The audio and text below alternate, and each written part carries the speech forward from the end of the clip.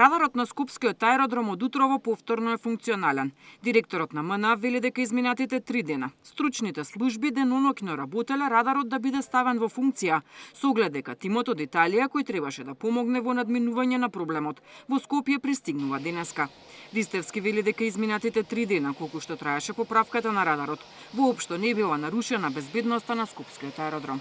Вчера во 16:40 часот стручниот тим на МНАФ успешно го отстрани дефектот и ја врати радарската глава во функција.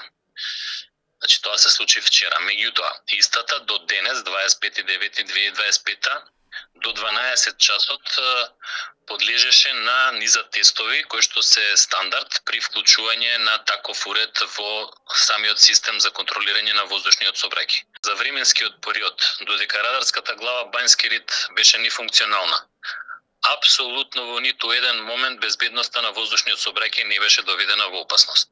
Проблем стар 30 години е решен во рекордно време од само 3 дена, вели и министерот за транспорт. Николовски прашува зошто се користи радар стар 3 децении, за кој веќе не се произведуваат ниту делови, додека нов радар скапува во депото на Скопскиот аеродром. Зошто тој радар е стар 27 години?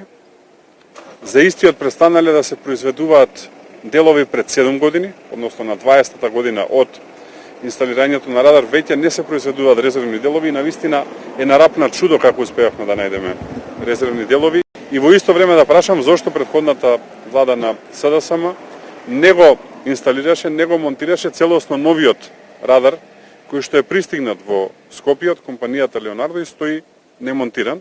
И еве да најавам дека на следната седница на влада, во вторник, ние ќе донесеме одлука со која што ќе пристапиме кон монтирање на радарот. Раководството на МНАФ уверува дека изминатите 3 дена Скопскиот аеродром функционирал редовно, без задоцнување на летовите и со капацитет од 4 слетувања во 1 час, што е вообичаено за овој период од годината.